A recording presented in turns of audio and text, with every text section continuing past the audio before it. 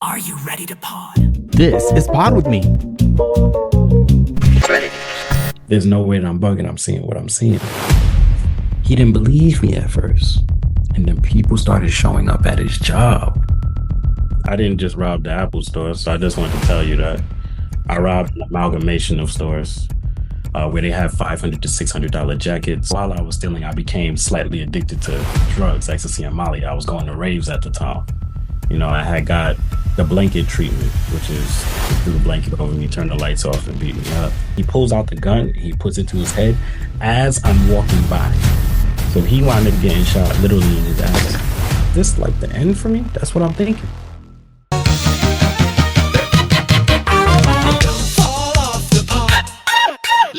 It's ready. Hey everybody, welcome back to a brand new episode of Pod With Me. I'm Alex J. Aguiar, and it's been a minute since we've been doing the pod, but we're back stronger than ever with a brand new season, and boy do we have a season for you. We're kicking things off with Troy Gregory. He's lived on the streets, he's been into drugs, and he's seen so many things that most of us never do. Here's our interview with Troy Gregory.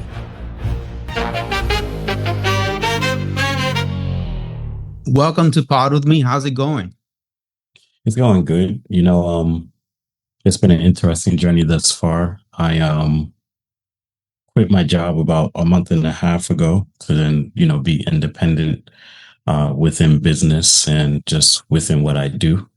Also, unfortunately, I have a herniated disc from that job, but just trying to figure out possibly what a lawsuit would look like. So my table has been full, but I'm grateful to still be alive. The fact that you survived everything that you're about to tell us is just incredible. But before we get to that, what happened that you're suing your ex-employer? What's going on there? Well, the reason why the job I was working at was IKEA. I didn't work there for long. I've never really worked places for long. There's never been in my blood to do that. But regardless, I was moving furniture. The job had changed. So at first the job was a sales job. It then went from being a sales job into a warehouse and sales job. What happens is you are now not forced to, but you're directed to both sell to customers and move furniture. We're talking about furniture that could weigh up to at least 100, 150 pounds, 200 pounds. And I have scoliosis of the spine, a disorder I was born with. Now, did they notice it at IKEA? Over the course of time, I did let them know. Plus, I went to the doctor multiple times. I went to the doctor for something else that was happening with my lungs. I had called out a lot.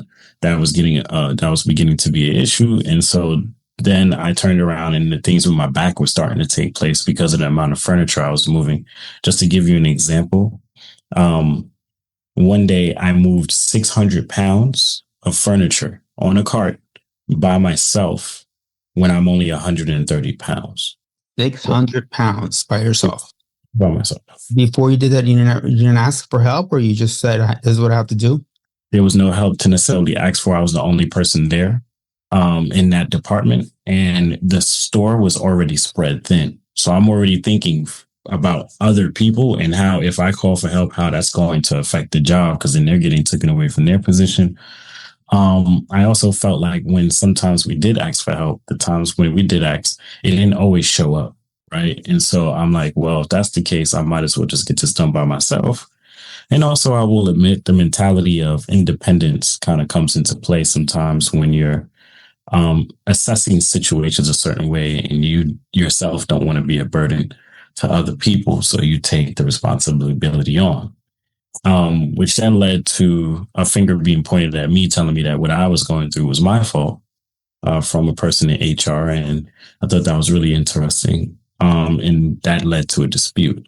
So regardless, though, I really didn't like the fact of how the job was going. And so I made a decision to walk in faith and not fear and take a step on the wild side. I know there's so much pain when you have back injuries. If you go through with that lawsuit, I wish you lots of luck. But now, you know how they say cats have 9 lives? Well, Gregory, you have more than 9 lives because you've been walking on the wild side for so long, since you were very, very young. And tell us how that began. Tell us where you're from. We want to hear your story of survival. So I'm originally from Brooklyn, New York, born in Brooklyn, raised in Queens.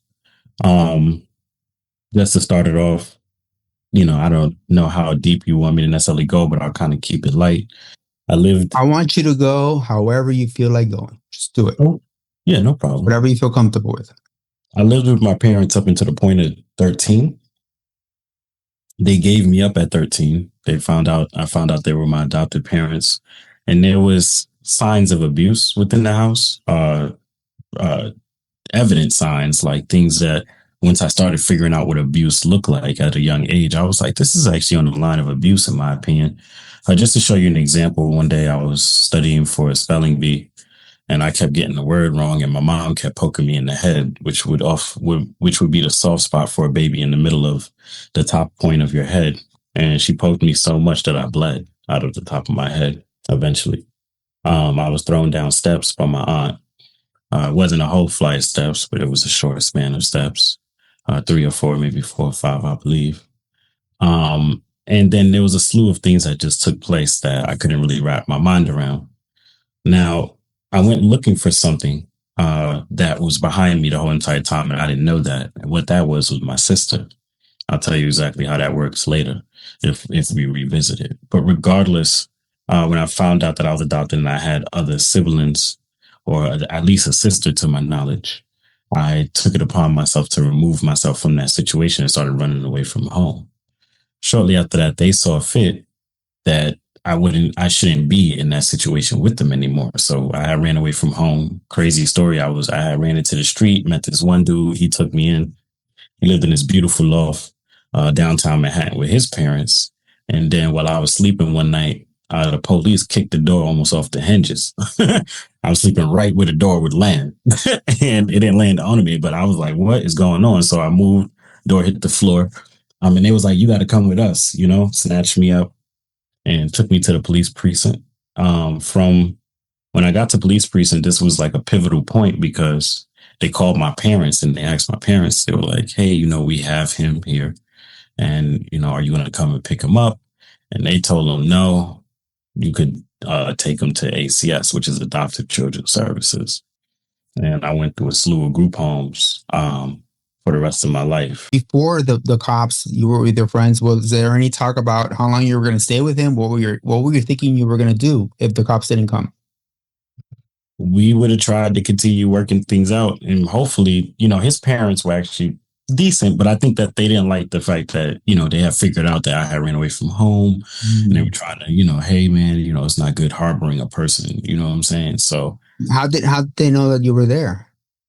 Oh, I'm in his room, No, how did they know that you were in the not the parents, the cops, that you were there at that location? So I think I believe his parents went ahead and told the police that basically they were harboring somebody that was quote unquote a fugitive. I ran away from home. I mean, it's only right?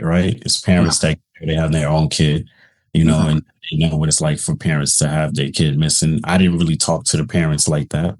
To be honest with you, I never talked to Homeboy's parents. It was more just like he would tell me what's kind of going on from them through him. And I was like, okay, cool. Yeah. But yeah, after that, it just, I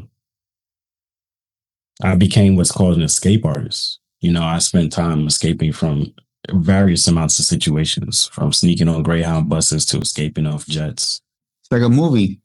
It is like a movie. Actually, people want me to write a book and also turn that book into a docu-series about my life. So I went ahead and the first group home I went to, I knew it wasn't for me.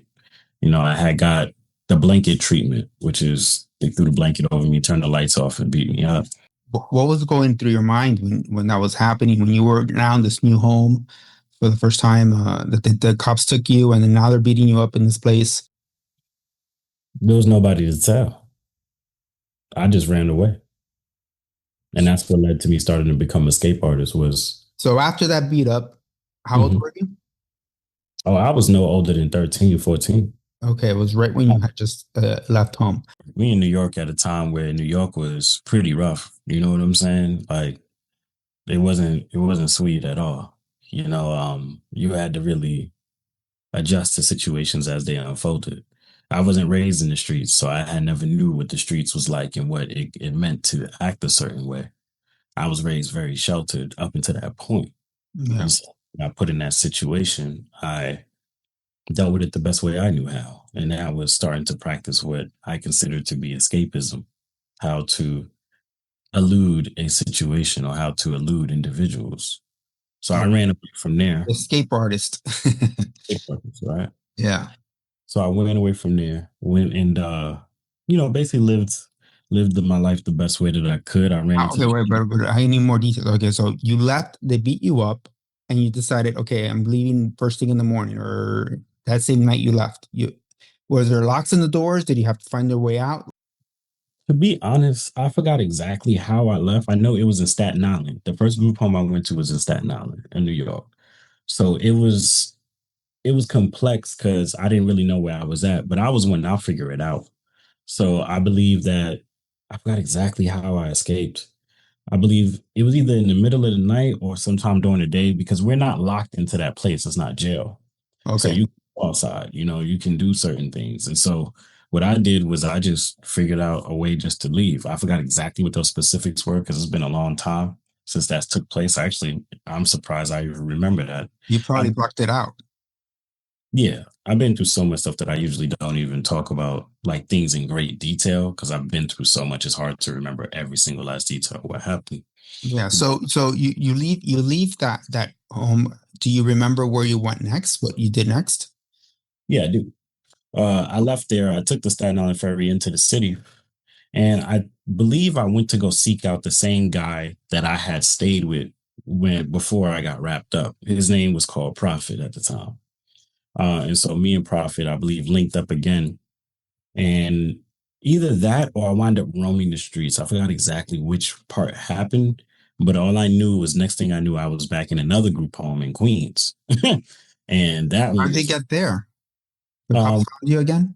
Yeah, they found me again, scooped me up, put me back in ACS, and it was like it's like a rent cycle, right? You wash it, you're getting cycled at this point. So I went back over there, went to one in Queens, thought it was okay, it was okay. I just didn't like staying there, for whatever reason that was. Kids are kids, especially within New York, it was rough. It was that's just a city, period. Hmm.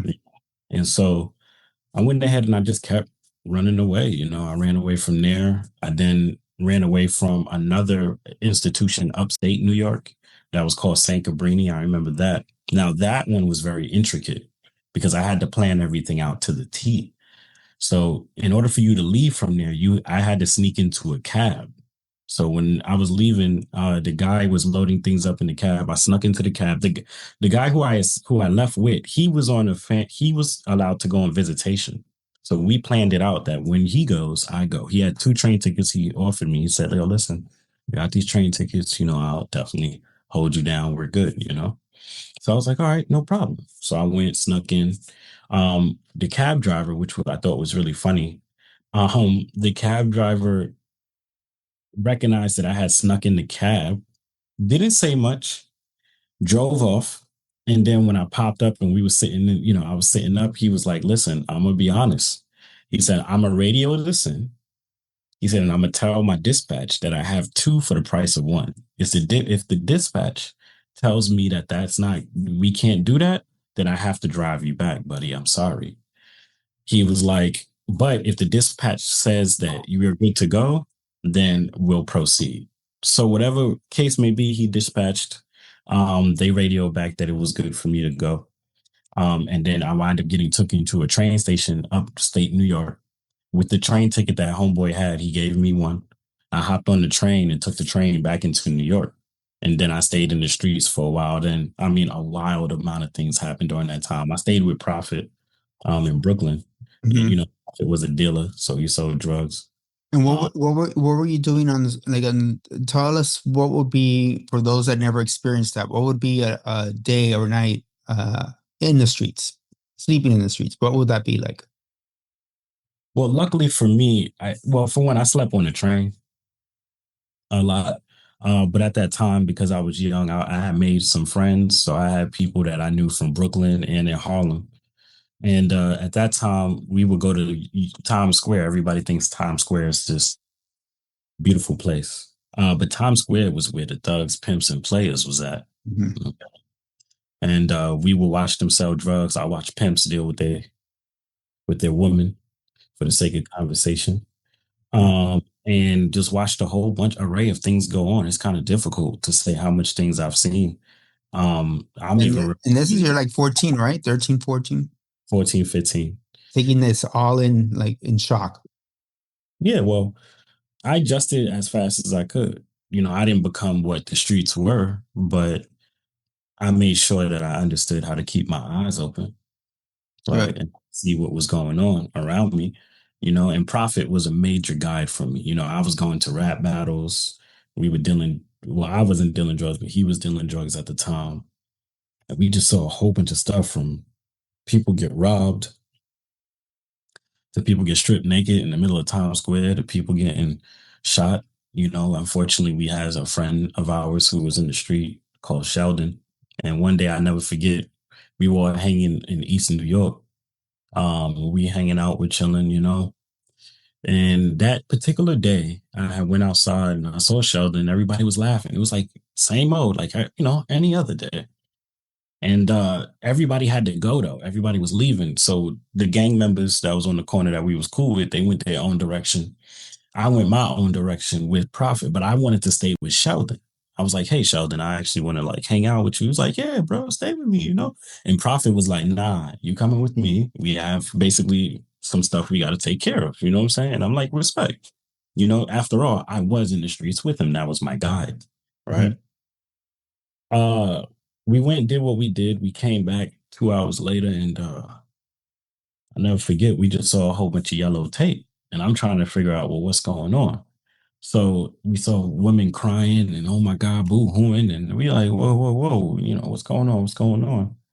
So they were like, well, basically, what had took place was 20 minutes to 30 minutes after we left Sheldon, everybody had left Sheldon. These two chicks came up, they chilled with Sheldon. They was hanging out with Sheldon. And that's one of the reasons why, as a young cat, I'm like, man, I want to be around a woman. It looks cool. Well, that was the last thing that Sheldon ever saw. Okay. Because Sheldon got shot in his head, Wow.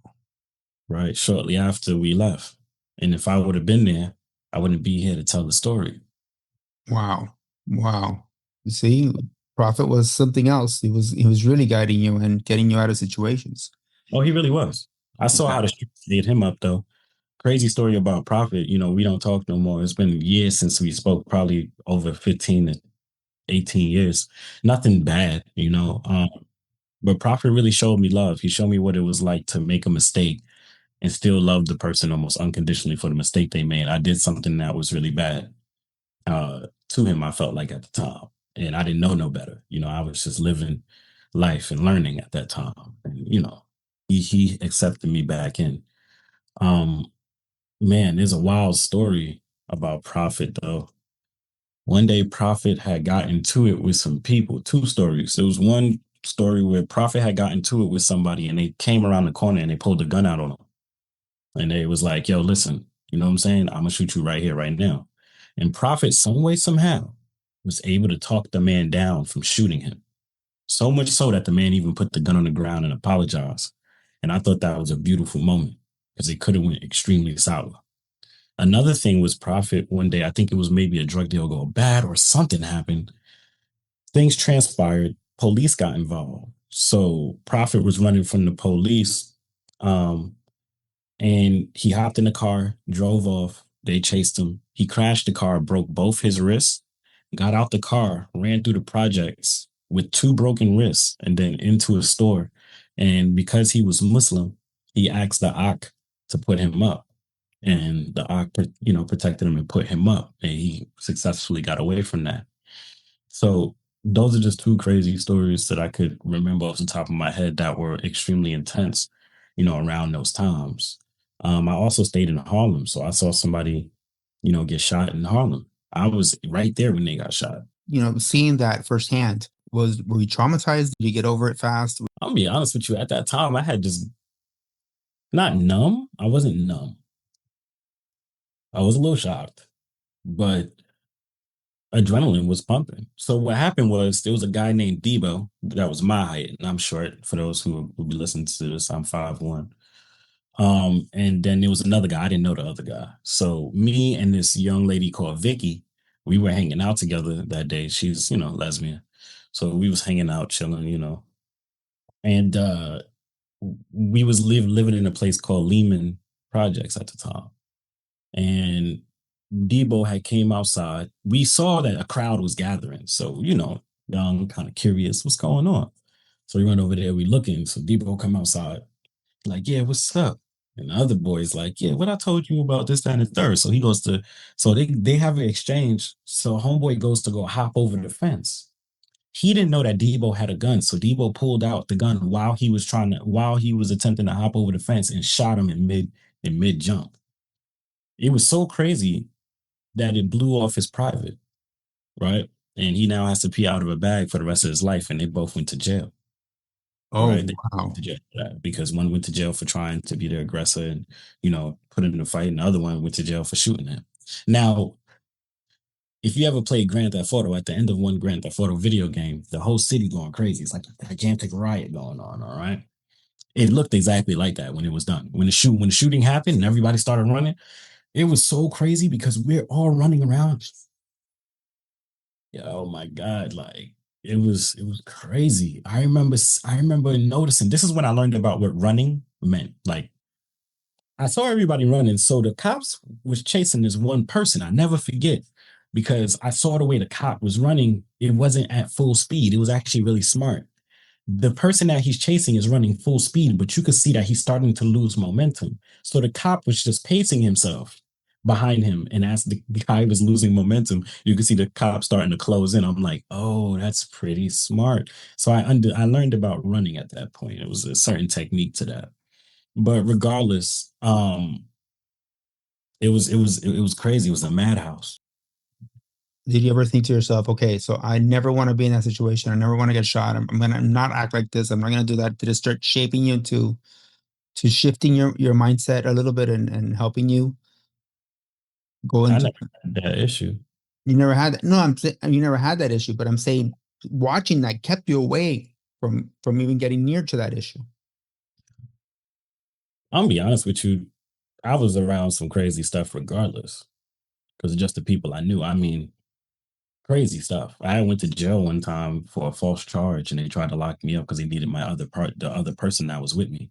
Uh-huh. Right. And I almost went to jail at one point for a charge I didn't even commit. So I always was a person, and the reason why I bring that up is because my spirit and soul was always grounded.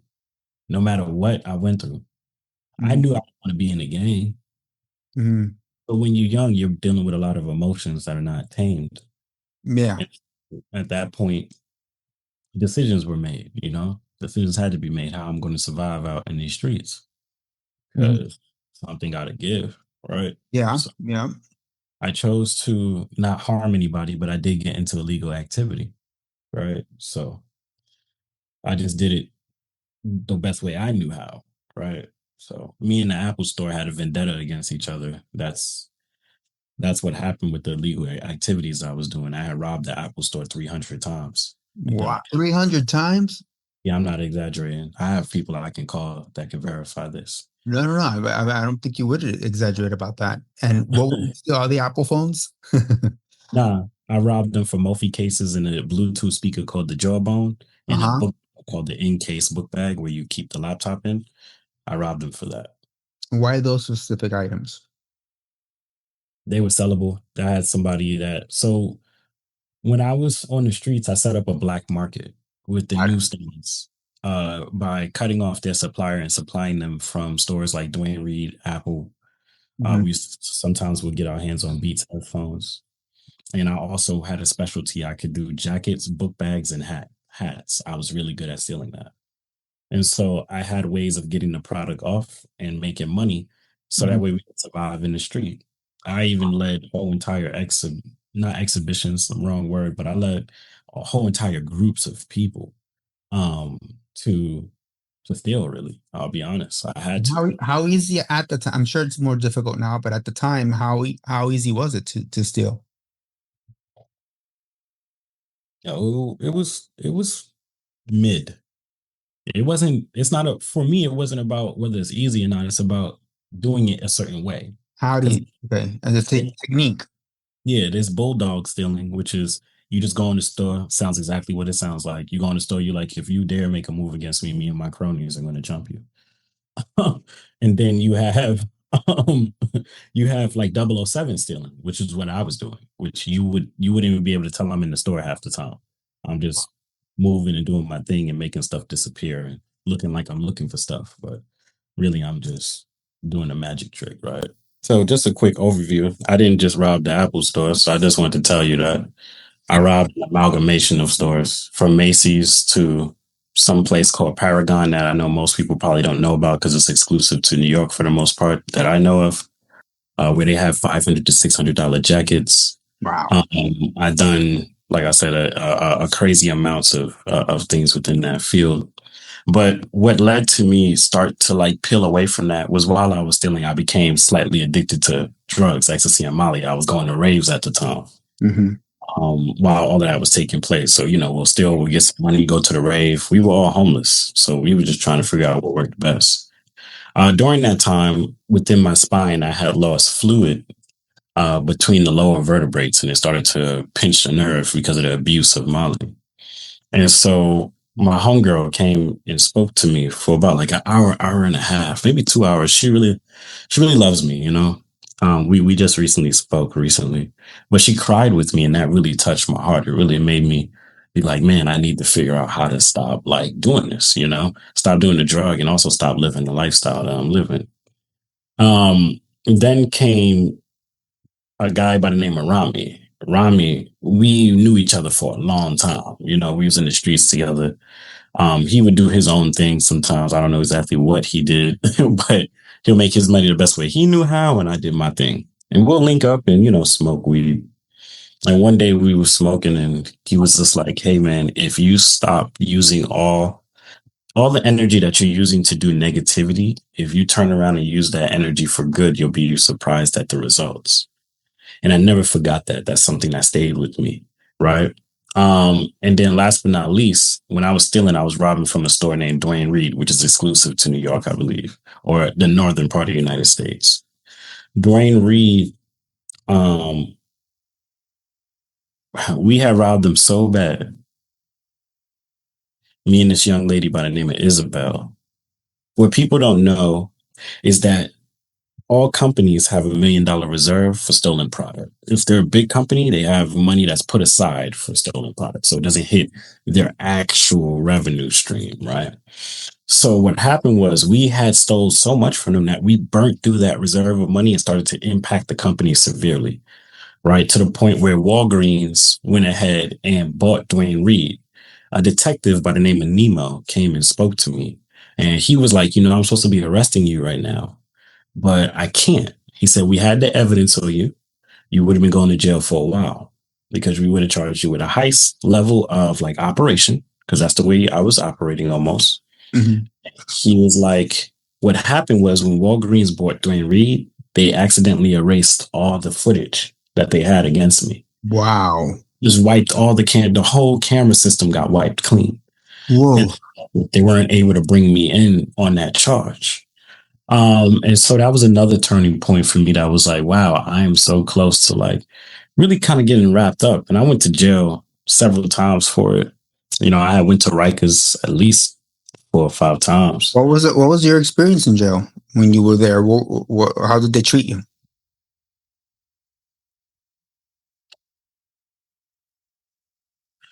It was interesting because I'm not like head on a fighter, right? So I will fight for something, but I'm not a person that goes into situations like, oh, I'm going to, just pick up my hands and start putting my hands on people. So I was always like the quiet guy, quiet reader. I would read a lot while I was in jail, and I didn't really use a TV room because I'm not fighting over a seat. So whatever the case may be, though, I always had somebody there that was willing to look out for me.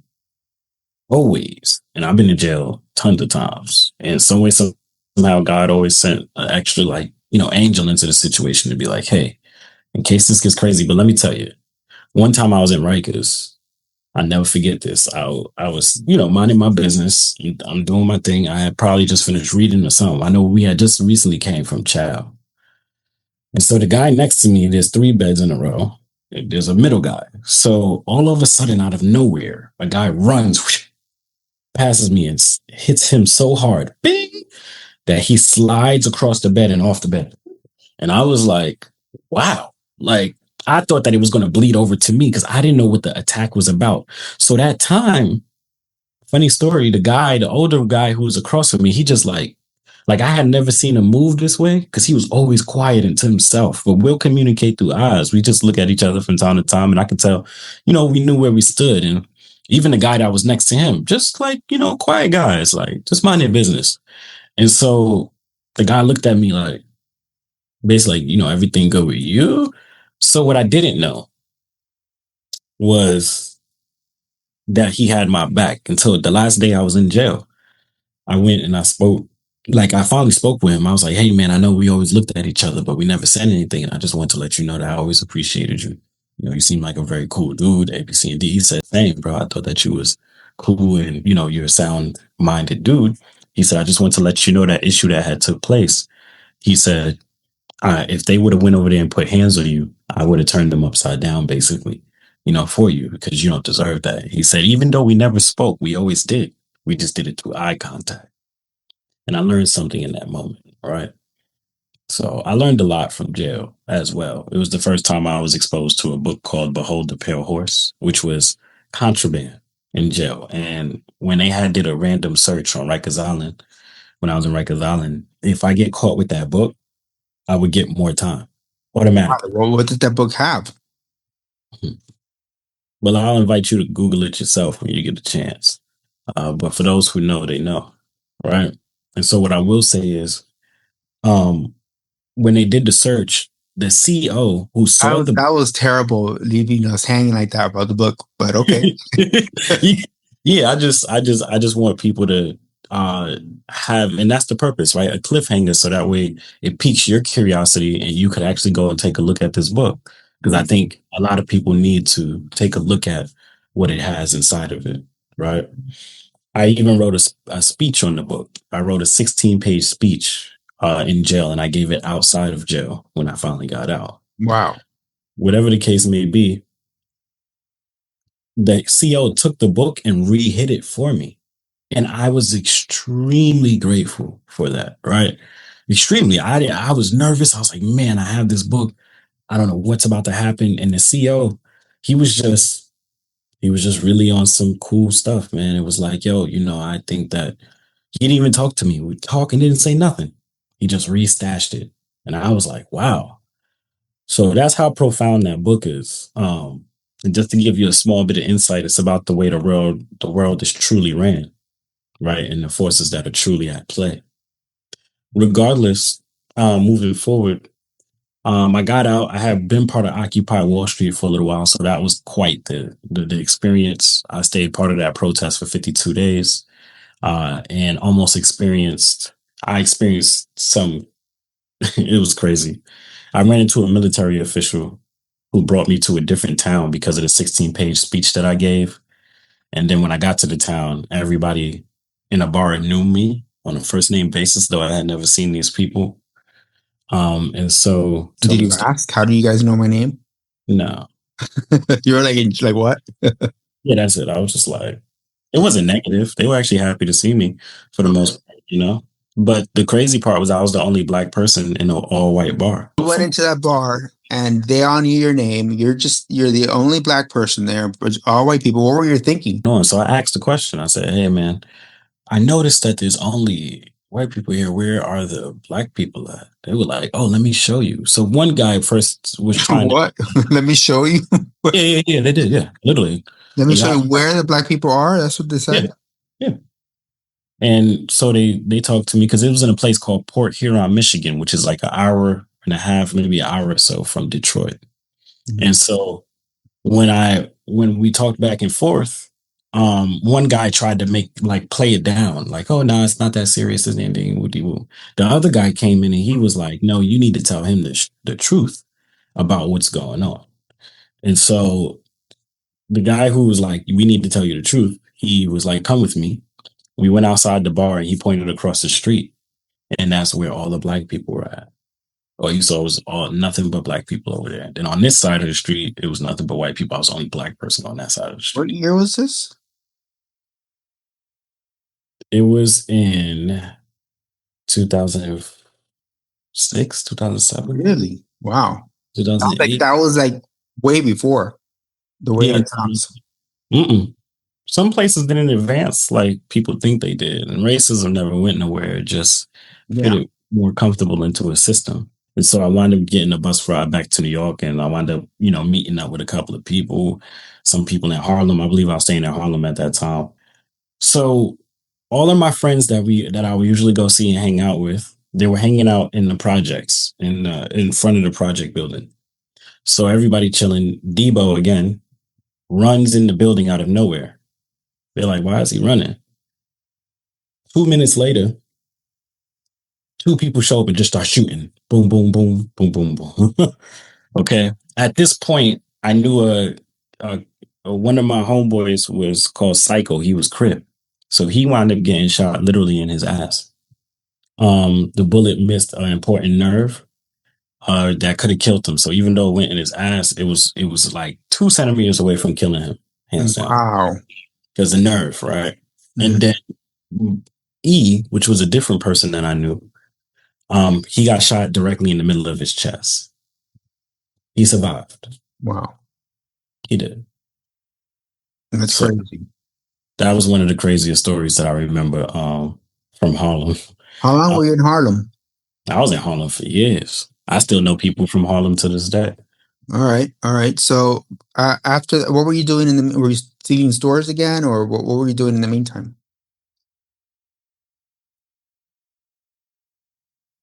Yeah, I was still stealing from stores. I was. I remember one day I robbed Macy's so hard that I had bags of clothes that I left with. But I did it not only for myself, I did it for the people that I was living with at the time. Because in Harlem I stayed with people off and on. So Got it. Got it. um but after Harlem, I fell into mid Manhattan. So Harlem is upper Manhattan, then you have mid Manhattan. Mhm. And during mid Manhattan, I went to raves. Raves were a pivotal point in my life. I mean, I just really fell in love with that scene. Yeah. Like the women were great too. I talked to a lot of women at that time too. Mm-hmm. I remember this one chick I went to a rave where we wound up tongue kissing for like 6 hours. It was good. It was Wow. fun. Ecstasy, man. Yeah, I know. I know. It's incredible. So you went back. So you had left. You wanted to leave that scene. You left the scene. All that. You went back to the scene, and then how did you leave the scene again? Well, to be honest with you, I left. So the story's a little out of order. I didn't go to raves until later. So Harlem took place, Brooklyn, then Harlem took place for years. And then after that, I fell into the rave scene. I stayed there for 7 to 8 years. When the rave thing was going on, that's when I really started actually going out of state too, though. Like not out of state to raves, but just out of state randomly. Like I was just like, hey man, like I never forget me and like 7 other people tried to go to Cali. And we tried to get there the best way we knew how. We were young. We didn't really have an idea of how to move. We walked state lines to Virginia. And then it was just weird. We got stuck in the middle of nowhere, met this guy who had killed this other guy. And then people started losing their mind along the way because they weren't used to traveling. So that wound up happening. We lost somebody along the way as well. How did they lose their mind? When we got to Atlanta, because we made it as far as Atlanta. We were trying to make it to Cali, but like I said, we didn't have a surefire plan. And because of that, dude just wound up, he just couldn't take it. I don't know what happened or how the wheels wind up getting discombobulated, but he threatened to kill all of us. And I had an axe. Somebody had given me an axe before I left. So I already had a weapon on me, and I got my homegirl like a blade that like a scalpel. But it's like, oh, excuse me, it's called an X-Acto knife. You use it for art. And so I had stole it from the art store when we was in Atlanta, and I told her to hold on to that because she was going to need that. Whatever dude had went crazy, I wasn't concerned about that. Because I knew homeboy.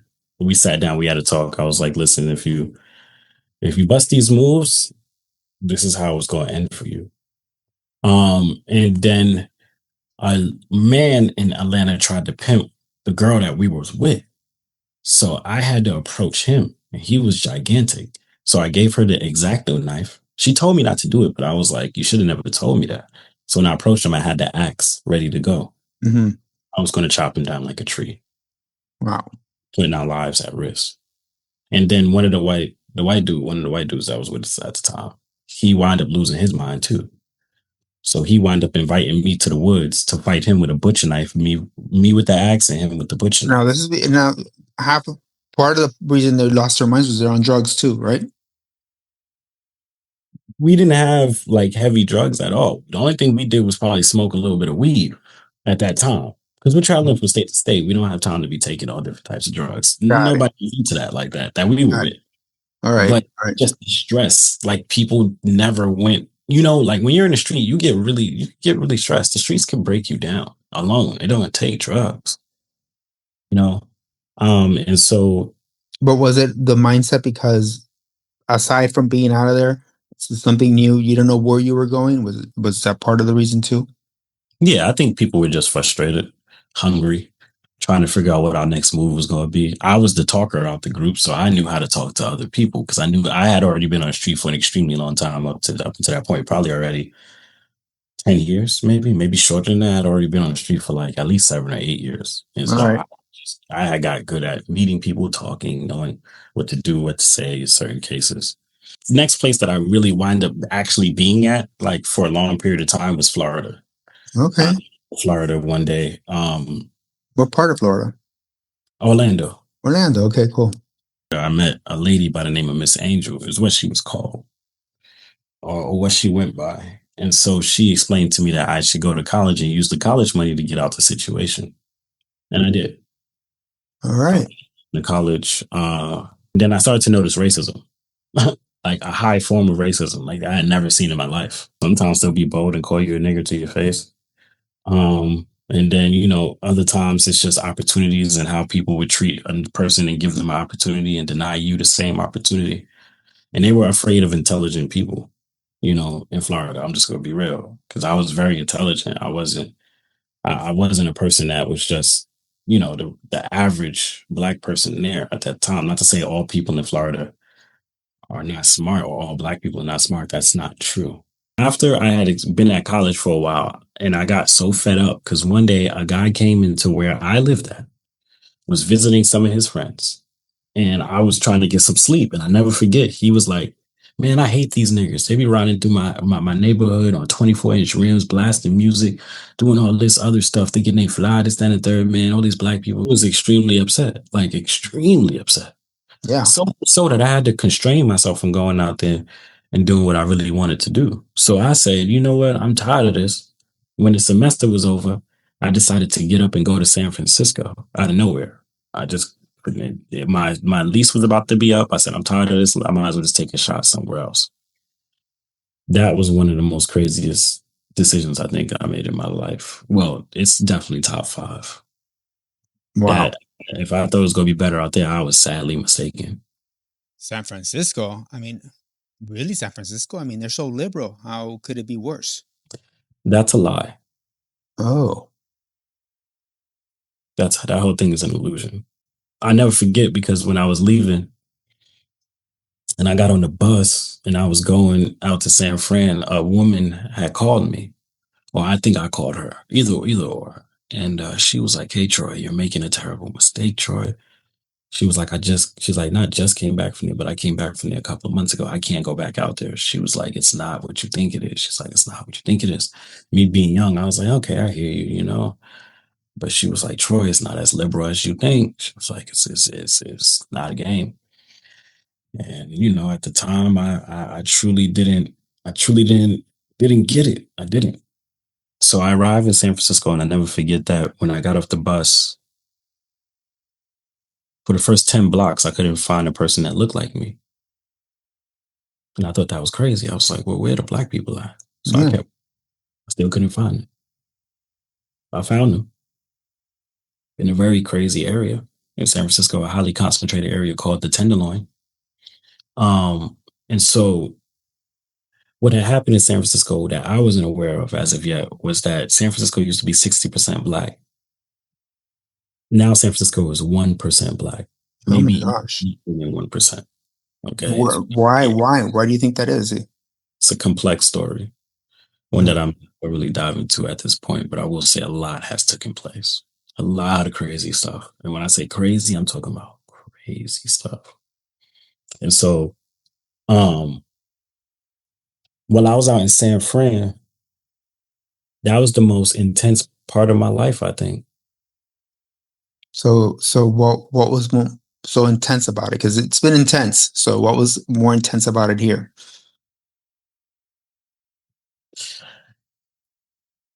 I had I had never seen control and power on that level in my life.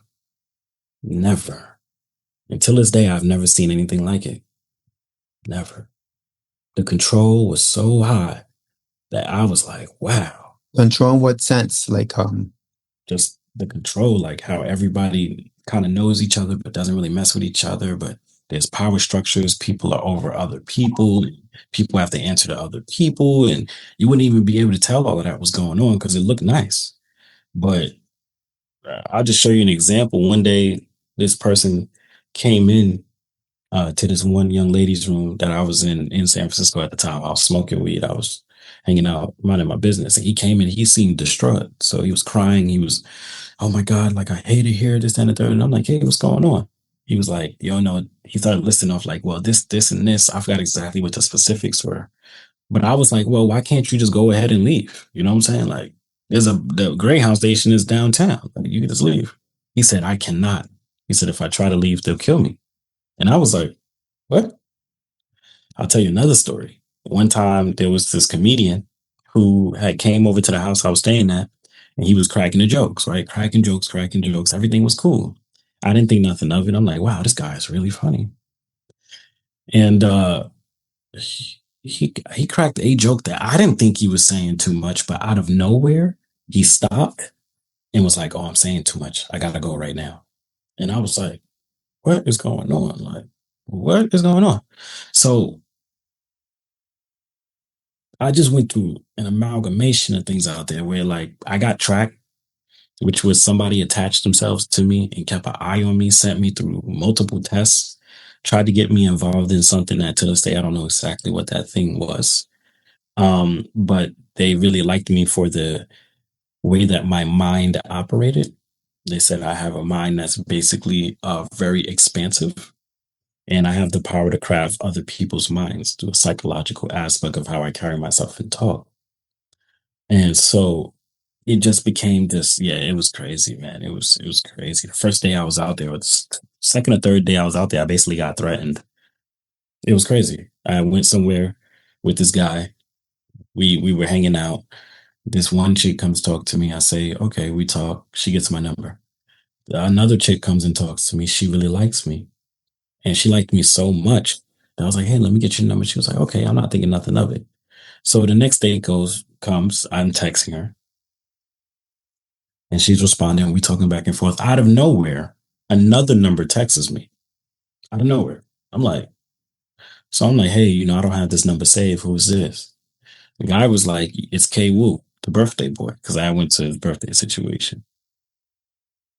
He said, that chick that you talking to, he said, you gotta release that. He said, that's already spoken for. I said, hold on. What? He said, I could take you somewhere that you can play. Almost these exact words, brother. He said, but that's spoken for. Okay. And I ain't never experienced nothing like that. I felt it. There's a difference between someone saying they have power and feeling that they have power and knowing that that power is extremely dangerous. There's a difference between that. So Well, it feels like something like the Illuminati type of deal. yeah, of course. Yeah, Yeah. that's they call that the devil's playground. San Francisco is called the devil's playground. How I found out was one day I was in San Francisco and I was walking, I was minding my business. This random guy was like, hey, do you want to go upstairs and smoke this with me? I couldn't even see what was in the jar. Meth in San Francisco runs rampant. Okay. So when I couldn't see what was in the jar, I was like, okay, like, yeah, no problem. I'm not going upstairs to smoke that with you, period. He was like, oh, okay. So he asked the question. He said, what is an angel doing in the devil's playground? And that's where I knew where I was at. It's crazy. Wow. I thought it was more Hollywood. We're probably there too. Yeah, of course. Yeah. Well, San Francisco has been traumatized. Not even San Fran, excuse me. California has been traumatized. Whatever took place over there is extremely traumatic to the land, the spirit of the land. Everywhere that you go, there's a spirit to the land. So Mhm. remember, a lot of people don't know how to read that. It took me a while to figure that out, but I figured out how to read the spirit of the land. I can stand somewhere and be like, and feel the energy, right? And be like, okay, this is like this is like this is like this, you Mhm. know? So, but yeah, I remember one day I was in an RV. I lived in an RV with a couple of people out there. That was actually pretty interesting. I ain't gonna lie. But one day I had to leave. And this is the same day that I think I was on acid earlier in the day. I Mhm. accidentally took acid the night before, smoked myself to oblivion, and woke up the next day and was like, oh, I thought I was tripping. Everything's super bright. Like, whoa, whoa. So I had to go to a job interview. Crazy time to go do that. So whatever the case may be, I leave, I come back later. Right. When we get back, one of the guys that was there was like, hey man, did any of y'all have any problem? Like, I'm like, what do you mean? He's like, something crazy happened today, and we're trying to find out who has somebody tracking them or who has like some serious problems because something happening. We need to know. If you have caused a problem, we need to know.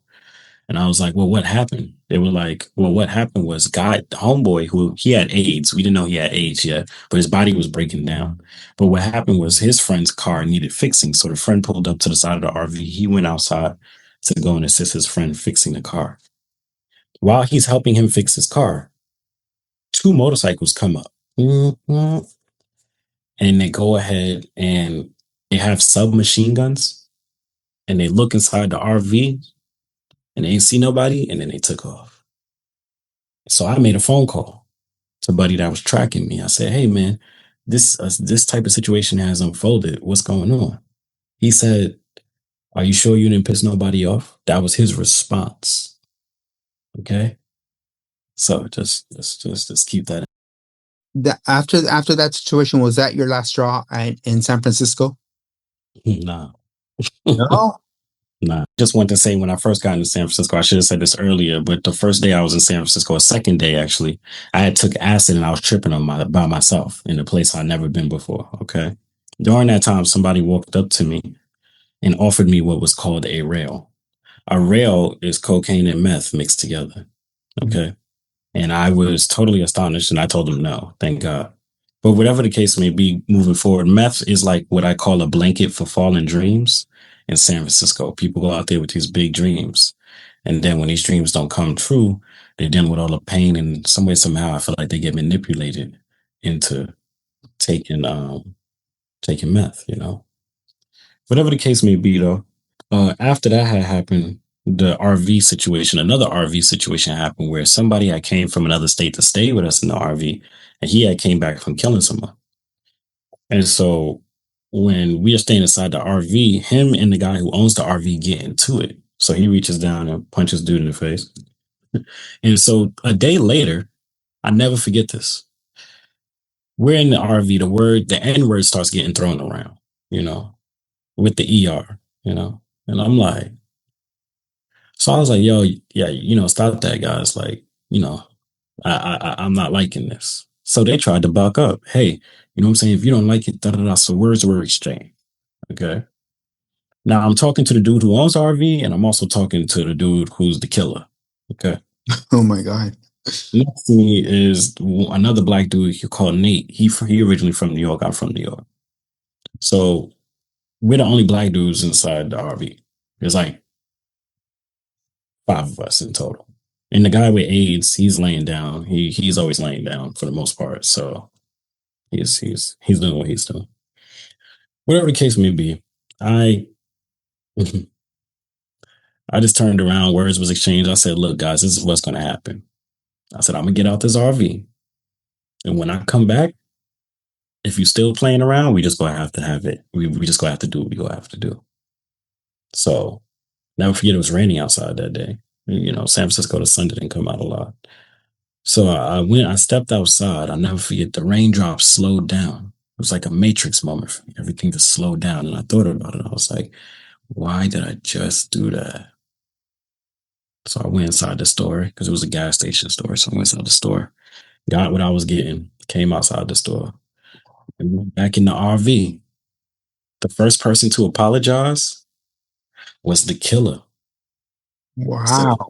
first person to apologize was the killer. The other guy, he kept trying to buck up, and I was like, "There's no reason to deal with you because he already showed me that he's over you by putting his hands on you and that power structure there." And so the killer was like, "Don't worry about him." You know what I'm saying? Like he was like, "Nah, but you know, I'm really sorry," and like things of that nature. And so that went well.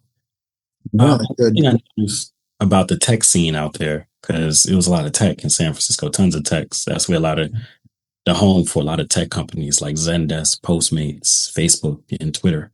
I've been to Twitter before. I've been to Adobe. I've been inside these companies because I was part of a black tech group called Code Tenderloin at the time that was trying to get black people into tech because when we wound up going to these companies, we noticed there were barely any black people. Period. You're just looking around. You're like, yeah, you're like, wow, astonished. You know. And so during that time, I just learned like how controlled everything is, and that us as black people don't really, we're just not in certain circles, man, at all. Like I really was taken back. It was my first time coming to that conclusion. I had never seen anything like it before. You know, I partied with the people that worked at Twitter. I did. Hmm. Hmm. It was very interesting. Well, at that time, I started making music. I was sneaking into a shelter, uh, uh, uh, a youth shelter, because I look young.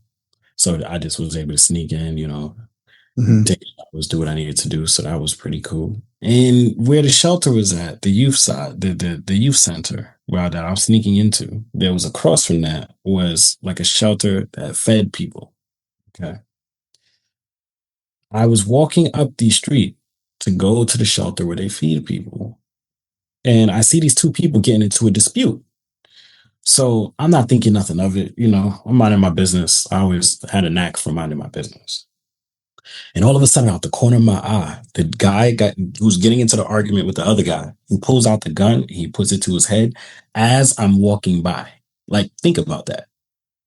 It's in sync. As I'm walking by, the gun is literally going up to his face. So I'm seeing it out the corner of my eye, like the gun like that and to his head.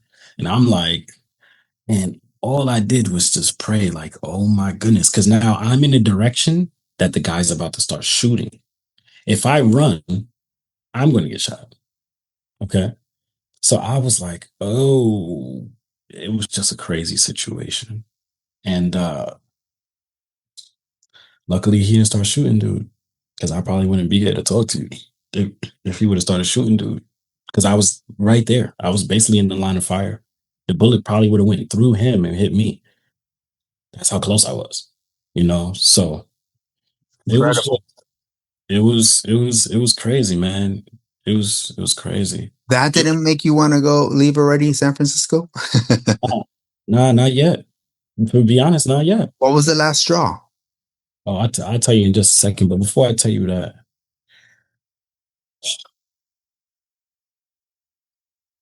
I've never told this story out loud when I'm about to tell you. It's pretty crazy.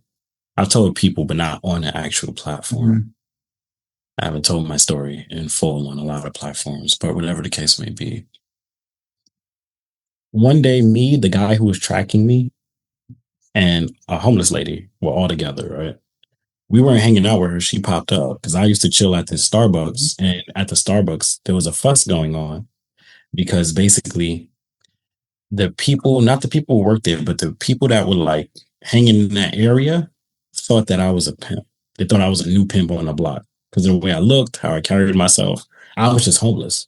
So it was causing a little bit of a confusion. So the guy I was with was like, yo, listen, you need to kind of stop being over here because they're mistaking you for something that you're basically not. And so I was like, all right, cool. This is before I kind of ran into the RV situation and things like that. Mhm. So me, him, and her are all talking. Okay. She talked to us for about an hour about how she got sabotaged. She was a lawyer in San Francisco. She was a black woman. Um, she was prominent, and then some way somehow she fell onto meth. I get it. There's multiple ways you can sabotage somebody, especially with the type of power that's in San Fran. And so, but she was talking so much that the dude I was with, he was like, "I'm getting like a bad headache." And ma'am, basically our time here is done. He was not being rude. He was actually being very like modest to say the least. And I was like, "Hey, ma'am, I think it's time, for you to go." She just kept going. Something came over me. It's the first time I ever seen this in my life, and one of the last times that I seen it in this particular way.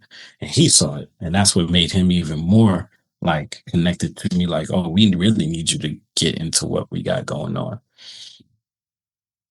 He went ahead and tried. No, I told him to move out the way because whatever something came over me, and I moved him out the way, and she dropped. It was weird. It was like there was no gun, no weapon.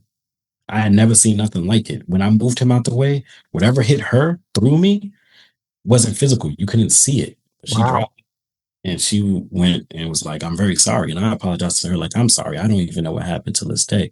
But that was one of the craziest moments in my life where I knew that there's something more to what goes on in the world than what we think. Mm-hmm. And there's not just religion, there's not just spirituality. There's a lot of things, an amalgamation of things I that can believe take that. place. Right. So whatever the case may be, moving forward, one thing I will say was dude educated me. The dude who was tracking me, he educated me to what happened in San Francisco and how crazy it was about how police had sabotaged certain neighborhoods so that the black people could get out of there and how the Asians had cut a deal with the people, the prominent forces there to become a superpower within that area. And it was crazy because it was predominantly Asians and whites within that area.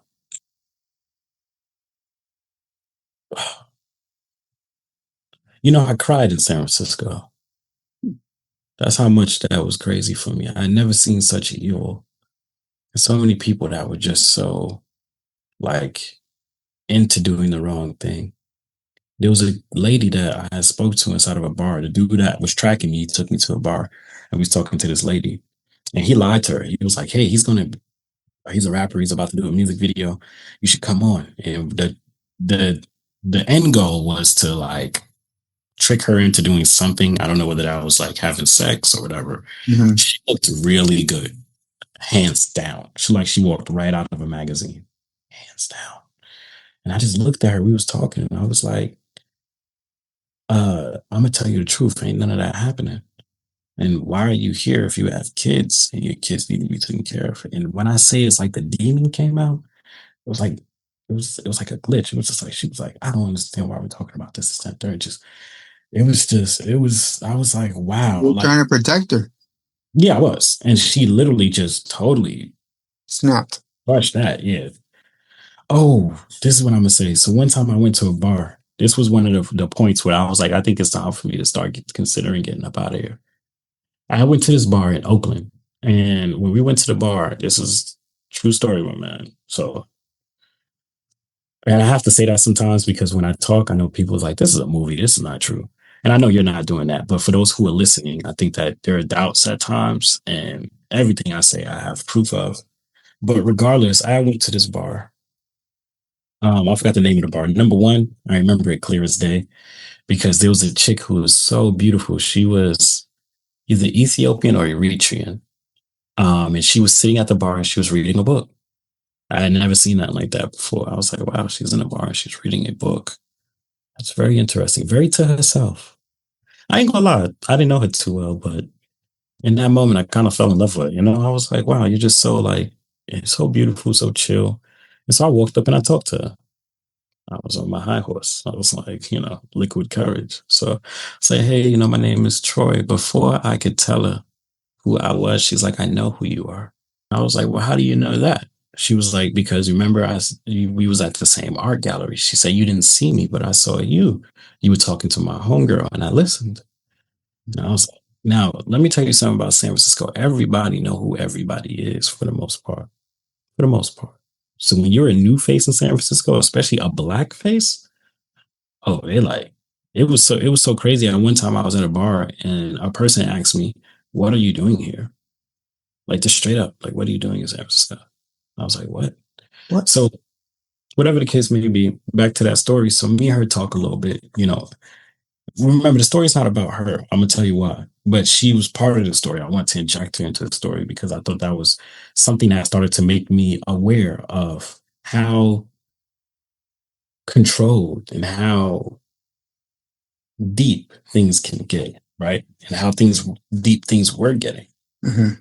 So me and her, we talking. I'm like, all right, cool. Let me go ahead and continue about my business. Thank you for letting me know that you were listening. I appreciate that. That happened, but then one time I went to the bar and this dude was tracking me, right? When I say tracking me, it's the dude who was showing me San Francisco, telling me Yeah. about the history, really attached to me. Like, I want you to be involved in whatever I got going on. We're at the bar, chilling. He's introducing me to all these people. We go outside to the side of the bar, and this one dude comes up out of nowhere. Like, literally, this one dude, he comes out of nowhere, but his energy was very particular. And I was like, interesting. This is a very particular energy. I don't know how to explain it. It was like a wolf. You knew that he was on something, like not a drug, but you knew that spiritually he was. His He, I aura. can't explain it. Yeah, his aura was definitely odd.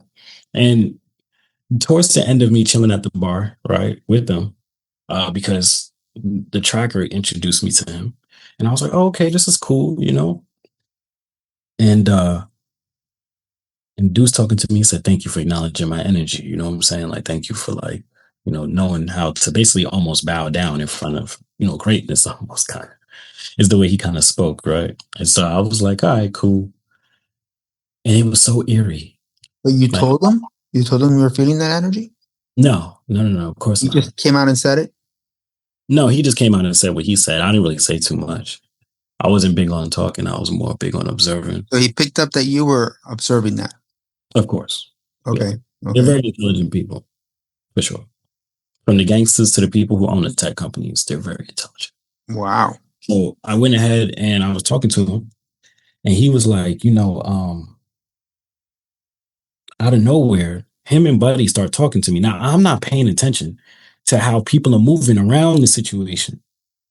So before you know it, it was eerie. It was eerie because we was with a group of people. When he walked up, Buddy came outside and everybody disappeared into the night.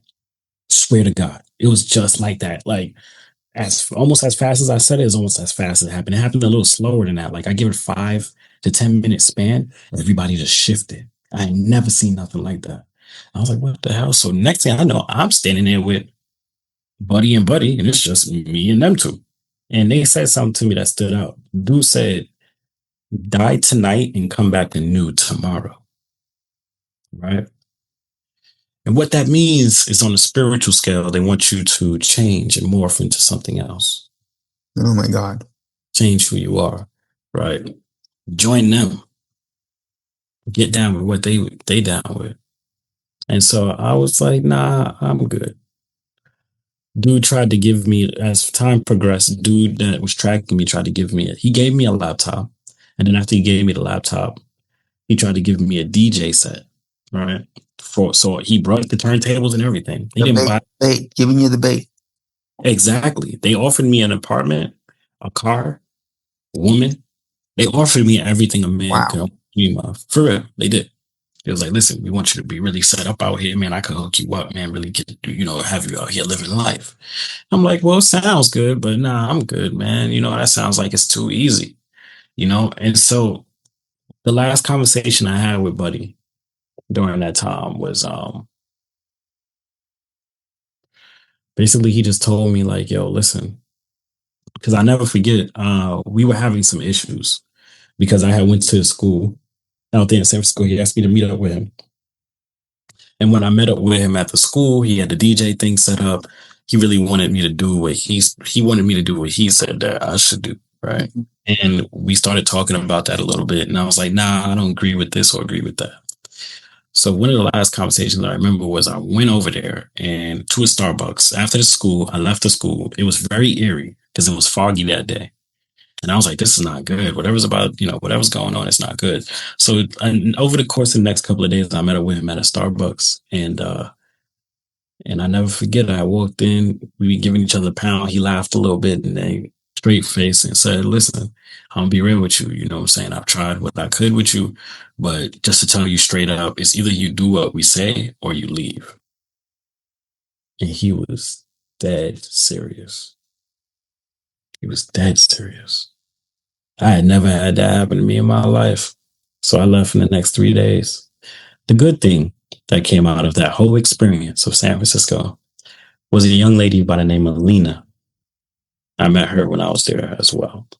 Lena is a black French woman. And me and her became really cool in San Francisco. So much so that I was educating her as to what was going on, but I made sure I didn't tell her too much. You know, the world is not what it seems. I ain't gonna say exactly what it is or what it's not. I'm gonna say that I've seen some stuff and experienced some things. And of course, based upon the story that's being shared with you now, and this is only like what I'm sharing with you is only the tip of the iceberg compared to what Yeah. I really, right? Mhm. So I've been tracked most of my life from state to state. I've had people track me. Incredible. So you left after that, obviously you left running San Francisco. You're like, I peace did. out. I went to Florida. I went to Miami, Florida, because my homeboy was staying there. He bought the plane ticket for me to leave. So luckily I had somebody in Florida, and they was like, "Yo, just come over here." I went back to Miami. Um, I didn't like that time because the people I stayed with just crazy. My homeboy was living a certain lifestyle, not necessarily too crazy or negative. We were just trying to figure things out, and I was like, you know what, it's best if I go back to New York. So I went back to New York, and when I went back to New York, something terrible happened. It's almost like the energy from California followed me all the way back to New York. I don't know how to explain that, but it is what it is. It was very, very, very traumatic to this day. I don't even know exactly what happened and why it took place. And I lost my best friend during that time too, not because he died, but because of the decision he made that Mhm. showed where he stood. So when I went back to New York, this is a very tough story. Very tough story. I haven't told it publicly, by the way, ever in my life, and it's going to be the first time that I've told it on a platform. When I went back to New York, I was staying in the Bronx, and I was going to what's called a drop-in center called the Door, where the youth would go and young adults would go to figure some things out, congregate, chill, have a good time. Oh man, just to be real, there was this young lady by the name of Moet. How do I think about this? She was beautiful, beautiful chick. Whatever the case may be, though. I wound up going to the Door one day, and I was down there and I was hanging out. This young lady by the name of Mello was like, "Oh, come with us to this party." It was me, my homeboy Caesar at the time, and a couple of other people. So I wound up going to the party. Okay. I saw my ex girlfriend there, and I was like, "What's going on? Interesting." So we didn't really talk too much. Said what's up to her. Really wasn't too many words exchanged there. Um, but I knew that she was a witch, right? She had evolved into that, or I don't know if you want to call it evolve or devolve, or how we necessarily want to look at that. But I knew that she was a witch, and I didn't put it together fast enough, for sure. So while we in the party, we hanging out, we doing our thing. Out of nowhere, things start going sideways. So first, what happened was somebody was like, "Mello's missing her phone. Who has her phone?" And we like, I don't know. You know what I'm saying? I'm on drugs at the time. I'm on Molly. I smoked some weed. I was drinking liquor. I'm feeling righteous, if we could call it that, Mhm. right? My homeboy, same for him, and we had came with two or three other Hispanic cats at the time. Um, so we wound up getting surrounded, me and my homeboy in the house. So we're talking about upwards of probably like 30, 40 people against us. All right. Because me and him, we at the bottom of the steps. It was crazy. It was like everybody was looking down, you know? And they're like, hey man, they were telling my homeboy, hey, you're gonna have to empty your pockets because we think that you have the phone A, B, C, and D, whoop de woo. My homeboy is like, I'm not emptying nothing. So my homeboy was standing his ground. They didn't really come at me too crazy, but they was like, yo, this your man's? That's a very dangerous question in New York. If they ask if this is your man's, that's not good at all. What does that mean? It always leads to, like, it's basically saying like, yo, he's bugging, and if you're with him, then you're about to receive this ass whooping as well. It's basically what they're telling you in so many words. And so I was like, yes, that's my man's. Because the tide is against us, I'm not going to trade sides or act funny. Mm-hmm. And so I stood there, and it was like, okay, well, your homeboy bugging, man. Like, you got to tell him to get down with the program, this, that, and third. And I was like, nah, he's not bugging. Y'all bugging. Nobody has her phone. Me and him definitely don't have her phone. We came with her. Why would we have her phone? They're like, oh, A, B, C, and D. So when homeboy, one of the guys, I think, tried to like flex, and my homeboy was like, I'll beat you up basically right now. And for some odd reason, it worked. For some odd reason, they backed off. But they was like, he has to leave. Right? He has to leave right now. So they wound up, opening their door. He left. I stayed behind, which was the most terrible decision I made in my life. Okay. Because I'm thinking like, wow, I'm actually with homegirl. I might as well stay and make sure she's really okay.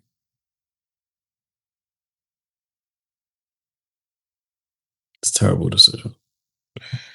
Whatever the case may be, I remember looking into the kitchen and seeing like one of the Hispanic dudes that we came with, he's bleeding. And I'm like, why is he bleeding? You know what I'm saying? I didn't know that they was beating him up. I didn't know that like that. So I don't know. It was just weird. I was like, what is going on? So before I knew it, hours had passed and, people leaving, things going on. And I got surrounded in the house and held almost hostage for a while. Oh my God. That I fully don't understand. But that's not the end of the story. What were those days like? What was happening there? It was hours. They were just surrounding me. No harm was done. I'll be honest, but it was a mixture of the fact that I was paranoid, but I had already been surrounded. It was weird. It was like I knew I was paranoid, but then I also knew what was actually happening. So this is why this story is only going to get extremely intense from this point. And I want everybody that's be hearing this, and also yourself. I know I said this a couple of times in the interview, but for this story in particular, I have to say this again. This story is 100% true. I do have people who can verify that this has taken place. Okay.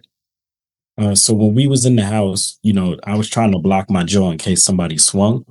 And so I spent time like doing that and then trying my best to figure out how I was going to get out of the house because they were surrounding me, going back and forth, moving. Wait, I have a question. So hold on. When you say surrounding you, they were around you and you were what, standing in the middle? No, I was in the corner of the room and they were like going in and out of the room, like looking at me, talking about me, like almost in third person, which I thought was weird as hell. And then there was a guy sitting out there as well. So it was just like you couldn't leave, obviously. For the first couple of hours, it was like that. After that, what I did was I took a chance on myself. I saw like an opening and I just zoomed down the stairs, opened up the door, and I started banging on it because when you left the door, there was another door, like how you have like a porch door or door. It was gated though. So it was weird. It's a house in Brooklyn. And so the other door that was past the front door, not the other door, the gated door basically that's past the actual front door when you get outside, the knob had been taken off for you to turn the knob to leave. And so you couldn't open it. So the young lady who had brought me to the party came downstairs, right, with the knob, put it in the slot, and was like, we'll be watching you, A, B, C, and D. Like, basically like they owned me for whatever reason that was. And I was looking at her and I was like, why? I told her, I said, why are you doing this to me? I didn't do anything to you. If anything, I supplied the good times. Okay. It was cool. I'm here to make sure you're okay. And you're like flipping on me. Right. So she put the knob in, she turned it. And then, they let me out. Now I was so hesitant. I ran outside instead of running even straight because I couldn't get through the direct gate that was like in front where there was grass and stuff. I jumped over to the next house and then jumped over the gate to the actual sidewalk. Now, while this is happening, keep in mind, a car takes off. Keep this in mind. I'm like, all right, so now I'm looking around, looking over my shoulder. I get on the bus. I take the bus to the train station. I then get on the train. Okay, we're in Brooklyn. When I get on the train, I noticed that there were other people getting on the trains. A little bit of them was from the party, and some of them were just staring at me. Like I had never seen them before, but they were just like watching me. It was very weird. And so when I got on the train, it was it was just weird. I was like, what is going on? Like there's people here that are tracking me from that situation. Mm-hmm. So I get into Manhattan. I get off in Manhattan. I go to 59th Street, Columbus Circle, because that's where I used to hang out at. Right. And then I walk from 59th to 66. When I go to 66th Street, I'm still looking over my shoulder. I get there. I think I'm like okay for a little minute, and then two guys show up that are watching me. Okay. Literally. This is 100% true. I look over, I'm like, what is going on? And it's two people again I never seen before. Mm-hmm. So now I get up, I walk all the way back down to 59th. There are police there with guns, like machine guns, because they were guarding something was going on. Something semi big was going on in that area. And so, they brought out the big boys for that. So I drift right next to them. I'm just standing there, and I see people. When I say people, I'm not talking about 2 or 3, 4 or 5 people.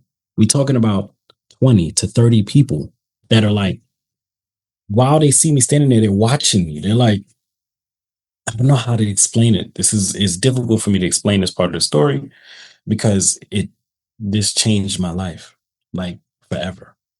Right. So they're watching me. I decide to run outside and hop in a cab. So I head down the cab, I jump in the cab, I'm going to my friend's job.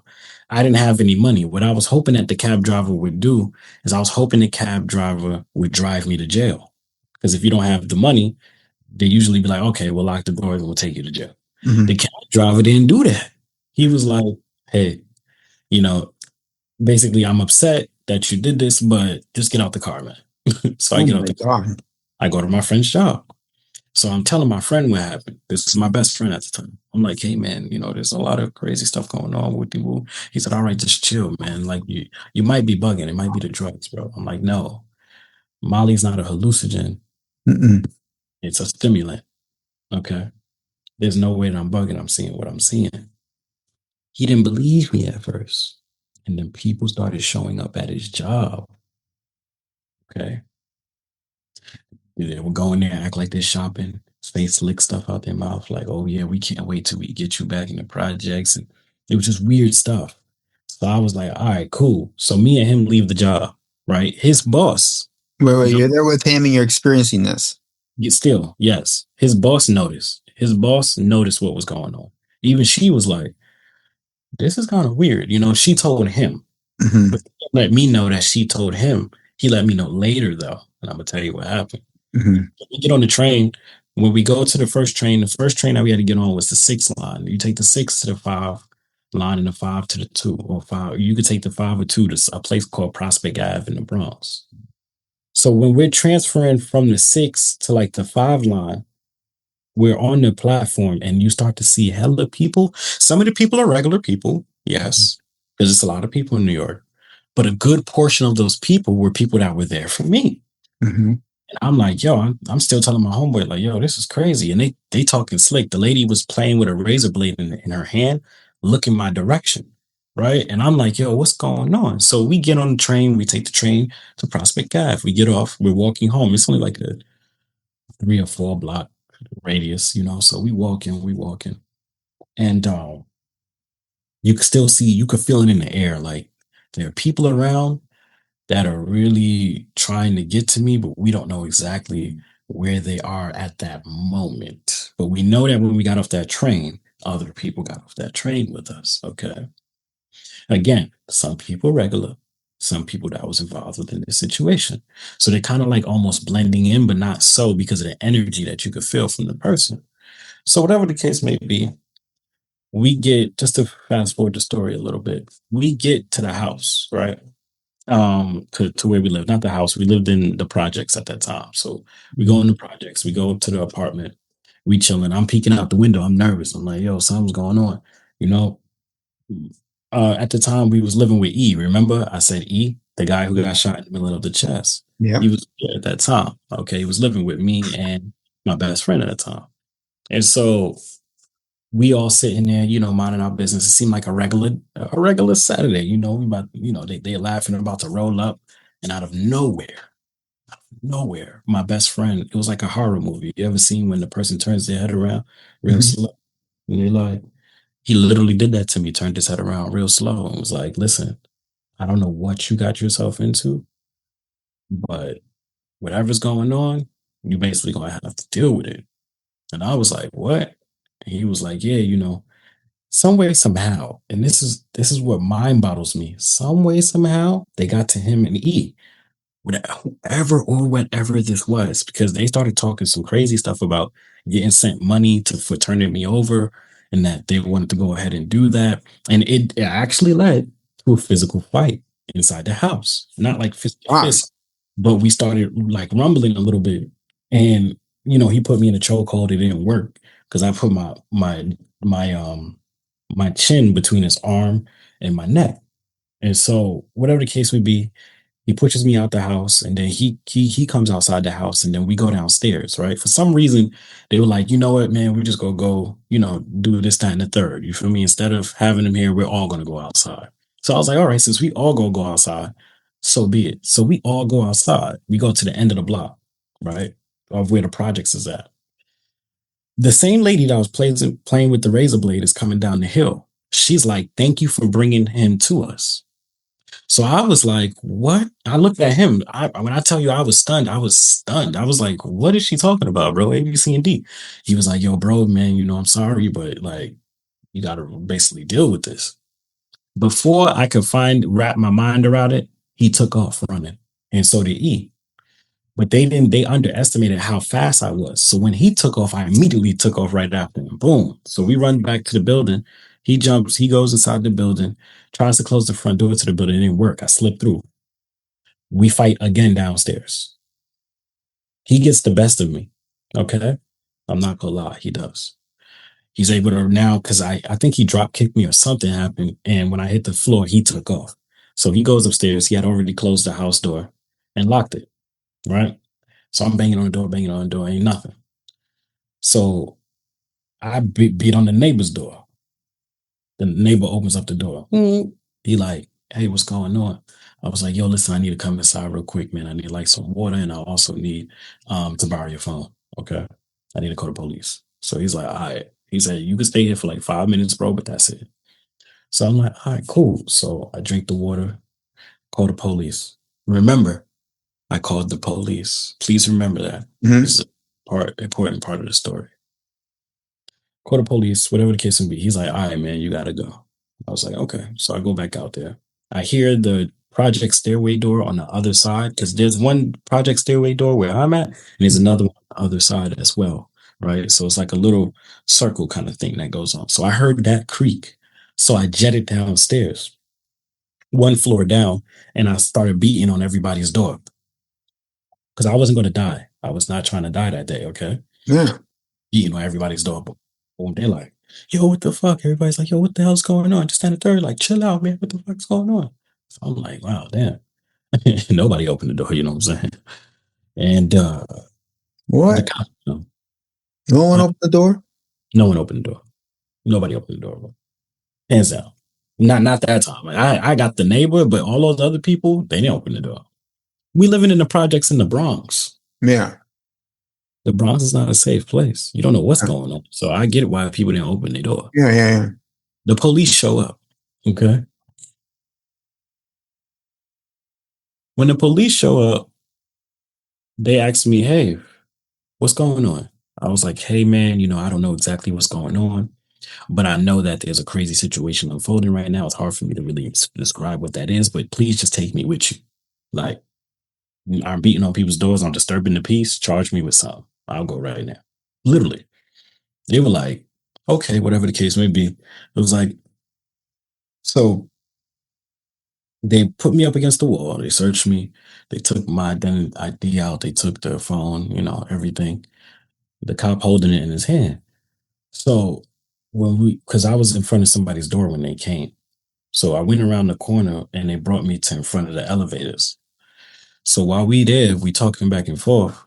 They're like, yeah, we're gonna go ahead and take you in, or do what we need to do. The cop looks at the other cop out of nowhere. They look, he's like, you ready? The other cop, like, yeah, and punches me right there. Boom. I was like, what the hell's going on? So we start scrambling. Me and the police, we're actually in a full-on, like, almost fight, except I'm not throwing fists because I know that's a charge. So I'm like pushing, maneuvering through them trying to grapple me, right? So they keep putting me against the wall and slam my head against the wall and keep expanding my cheek. So I keep throwing my head like, what is going on? Like I keep moving my head because I'm like, why are you expanding the side of my face? What is going on? Like I was so confused. So we keep going back and forth. They finally drop kick me on the floor, right? The second time I done got drop kicked in one night. So they drop kicked me again. Well, I got drop kicked again. Now, when I hit the floor, I look at the lady cop and she's signaling somebody by waving her hand, like, hey, like, stay back, stay back. I don't know who she's signaling because I cannot see the other person. I only see them. So I'm like, what the hell's going on? So they finally, subdued me. They had the ambulance come and they brought up an orange chair that you strap people to on some crazy shit. Like, it's like a crazy chair. Put me in a chair, strap me to it. We went downstairs. They expanded the chair, right, into a stretcher. I ain't never seen nothing like that in my life. I didn't even know something like that can happen. They have me dangling in midair. And the only thing I remember them saying at that time when they was carrying me out the building was make sure his feet don't touch the ground so there's no trace of him. This is when I knew for sure that something was terribly wrong, like terribly wrong. Okay. So I'm like, yo, what is going on? What is going on? So I get brought out, right? I get walked to the ambulance. Instead of them putting me in the ambulance right away, they get me on my knees and put my head on the ambulance tire. And I'm like, why? I remember this so vividly because as I speak to you, I can remember the feeling of the gravel that was on the tire on the side of my face. They Wow. didn't they didn't put me inside the ambulance, right? And the first thing one of the police said was, Troy, you're a really hard person to catch up to. We've been trying to catch up to you for a while now. And I was like, what? So I'm like, what is going on? I keep saying that. Like literally, when I say what is going on, I said that a lot during that time. I said, what is going on? What, like, I don't understand what's going on. I really don't. I didn't do anything. Nobody would answer me like directly. Like they didn't tell me nothing what was going on. So they brought me to the hospital. I'm gonna tell you something about that hospital towards the end of the story. But they brought me to the hospital. And when they brought me to the hospital, they put me in this room, right? It wasn't the first room, the first place they put me was amongst like general pop, okay, general population. And so when they put me in the room, they all stand there and are looking at me. And I'm like, what? They come in with a needle that you couldn't see through, and they inject whatever they inject inside of my arm. Okay, inside of my arm. I'm like, okay, right. I'm just sitting there. I don't feel nothing. I didn't feel good. I didn't feel bad. I just feel on edge because I'm like, I don't know what's going on.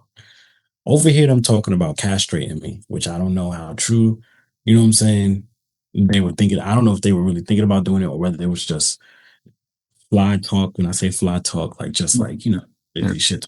Like, oh, okay, we'll castrate them. Like, ha ha ha. They wheeled me to a part of the hospital that's very like empty. Okay. In that part of the hospital, it's only me and a dude that's 2 beds down who looks like an ex-gang member.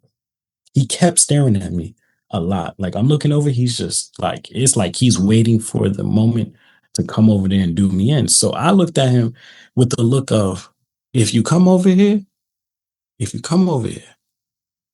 I'm going to do you in. They wheeled someone else in front of me, right?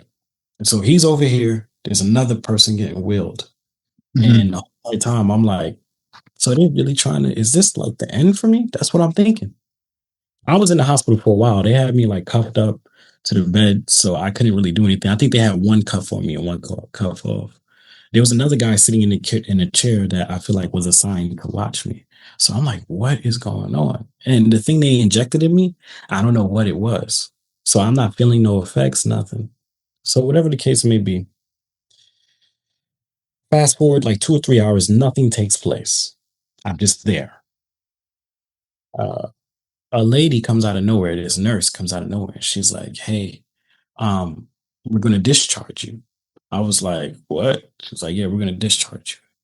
And for the life of me, it felt like everything just went back to normal. Like nothing ever happened. It was like, "Oh, now you're just gonna discharge me? Like, what is going on?" I'm gonna tell you. I'm gonna tell you.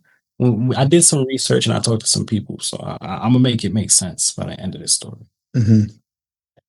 She like, "Oh, you're discharged." So I was like, "Okay." So before I even get a chance to leave, a black doctor comes behind her, black woman. She's like, "Hey, before you go, I just want to let you know that you're dying.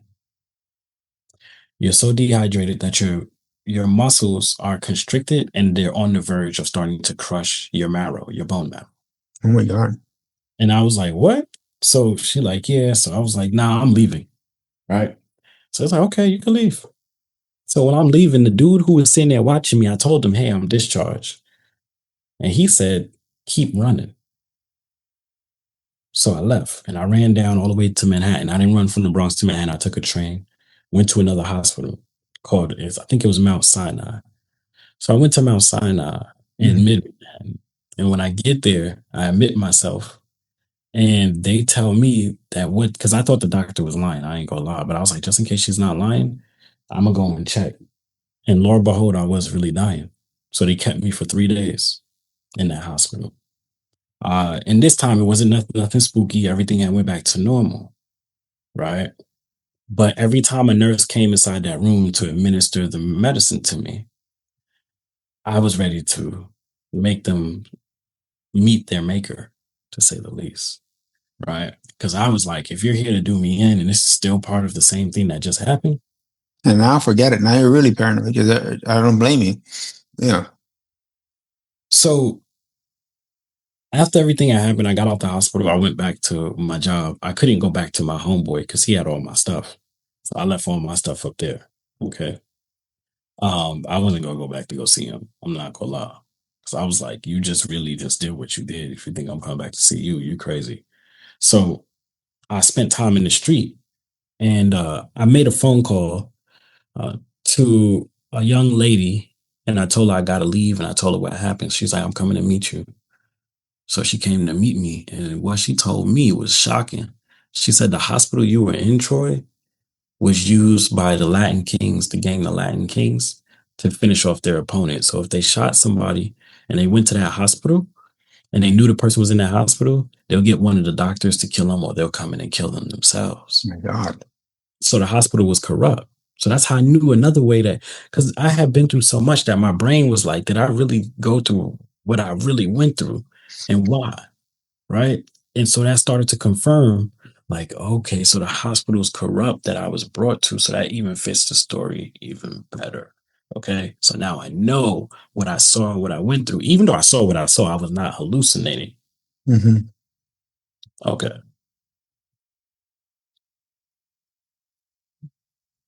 The day before I met with her, when I was at my job, a dude came to my job that I never met before. A new dude. He was new. Hmm. Job. We were talking back and forth. I didn't tell the story to anybody. I was too on edge. So I kind of just talked about other stuff. And when I started talking about the stuff, like real deep stuff, he was a Mason. So he turns around and he's like, yo, you shouldn't be talking about the stuff you're talking about. You should know better. I'm like, what? Because I'm not down with nothing. Okay. So I'm like, what? Like, what? So that freaked me out. That a day, like a couple of days after that whole thing went down, Hmm. this was about my job. So I'm like, interesting. So whatever the case may be, Hmm. to leave, I decided to go back to Florida. And this time when I went back to Florida, it was different. This is when I went to college, right? That part of the story. I told you earlier, I wound up getting out the situation because I went to college. I met Miss Angel and they got me into college and I started throwing events. I was in Orlando and I started really, establishing myself. I used the college money to get myself situated.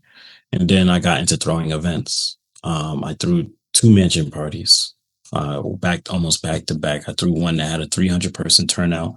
And then I went ahead and I threw another one a couple of months later that had a 600-person turnout. So it literally doubled. And then during that time, I went ahead and I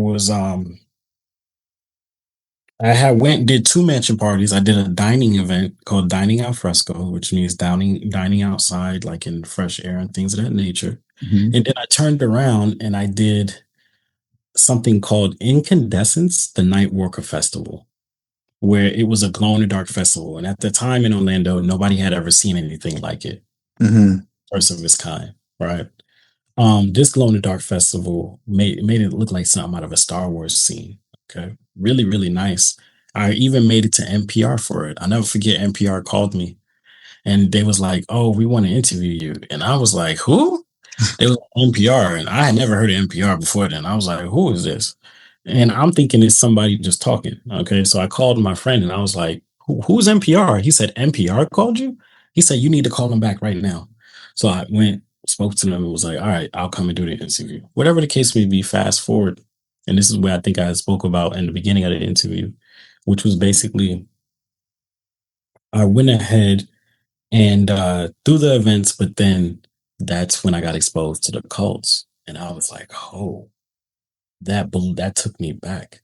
I was like, because I knew something was going on. Because even my assistant at the time, so we had four people on our team who was doing these events. Well, by the time I tried to get to doing the Glow in the Dark Festival, Mhm. it was four people. Two of those people wind up being in cults.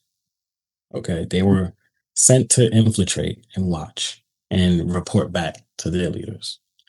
And so when that took place, I was just torn up. I'm not gonna lie, I was torn to shreds. I was like, wow, I had never experienced anything again like that as of yet.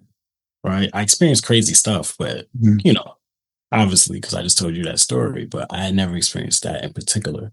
And so my assistant at the time, she was like, "What's going on, Troy? Like, why are all these people trying to like act funny towards us or infiltrate us? Well, I don't get it. Like, why is this happening?" And I was like, "I don't get it neither. I don't. I didn't do anything to anybody. I was really outspoken, though, but I definitely didn't go out of my way and try to harm anybody, right?" Mhm. But yeah, so after that happened, that basically shot me down. To give you an idea, once everything started to look kind of funny in Orlando regarding events, Mhm. two and I stayed kind of coasting and doing smaller things and just figuring out creative ventures. And then the difference between, like I said, the idea that you think of and ideas that come to you, the Ghost Project being an idea that I thought of and human came to me one day. I was sitting on a young lady's couch and I started drawing the logo out of nowhere, right? For human. I didn't know what it was to become. Fast forward, I take the logo to a person that's at the college. I asked them to digitize the logo. So they did. I told them what I wanted it to look like, and they did it for me. And then I presented it to someone else, and they were like, "Hey, if you want a 15-minute segment for human, I could give you a 15-minute segment." And I was like, "Okay." So before his show could take off, it tanked. And so what I wound up doing was replacing him where his show was supposed to take place. I wound up getting an hour on a college radio station for me to interview people. Now I had a co-host at the time, which I had originally met her in California when I was in San Francisco. She was once my boss. I worked for an organization called Hip Hop for Change when I was in Cali and turned around. And now I was basically her boss, right? She couldn't understand that conceptually. It kind of really bothered her. I could tell she was an alcoholic. So Mhm. we would interview people. What she would do is she'll wind up talking so much that the other person wouldn't have a chance to talk like that. She Mhm. was intelligent, but she just talked a lot. And I was even getting complaints from the people I was interviewing. So I put that down as fast as I picked it up, right? Put it back down as fast as I picked it up. Cut it out before it could truly get started because I wanted to make sure that this was something that came to life. I tried to get another person involved. They wound up not coming through on their end. So I just said, okay, I got to do this myself. So since then, I just started interviewing people left and right, man, like nobody's business, and I've been interviewing people for the last 3 to 4 years as an international journalist. Awesome. Project. Thank you. I appreciate that. I've interviewed people all the way from Australia to the United States. And what Human has become, Human is a multimedia platform where we encourage people to find truth from another person's perspective, bringing people together one culture at a time, forming a global community, right? What I will go ahead and say is if there are people that are interested in possibly working with me, I am open to that. I know what I'm about to say is going to sound crazy, but it's honesty at its finest. Is that right now I don't have the means to necessarily pay people, but I do have things that are being constructed to pay people eventually. Yeah. So if someone wants to come work with you, right? Be part of it. What does that look like? It's for Human. It's just coming on and assisting me with communication because campfire session takes a ton of communication. And so basically what they'll be doing is reaching out to people on my behalf. I already have the pitch. I already have the email address, and I have multiple CRMs that are already built where I track the communication. All right. So who should be contacting you right now? People who for the Ghost Project, predominantly people who want to get their websites done. That's what I can do directly. And then for Human, it's just humans. For the most part, I accept a good amount of the people that come through as long as they talk and represent themselves well. Troy, I really admire that you have these two projects going. Despite everything that you've been through, anybody else would have been lost or wouldn't have survived all that. But it's amazing that you're here, and it's amazing you're talking to me and you're telling your story, and it shows that people could turn around in this life and make something of themselves, and that's what you're doing. And sharing your story is truly powerful to make people see that. So if any of you listening want to reach out to Troy and help out, I'll have both links to his projects in the show notes. Troy, one more question. If you can go back to your 13-year-old self, what would you tell him? I'll tell him to get ready for the long journey ahead, but also to remember to have self-love, and to continue to remind myself along the way that I can do it and that I will become something great one day, but it's going to take time. And all these lessons that I'm getting ready to endure is so that I can get to this point that we're at now, a point where I could tell my story and I can impact people's lives positively. So hang on. Hang in there, because that's what's going to count in the end, is how are we going to leave this impact. Even though in the grand scheme of things are meaningless, you can still add meaning to someone's life in this short time that we're allotted here on this earth.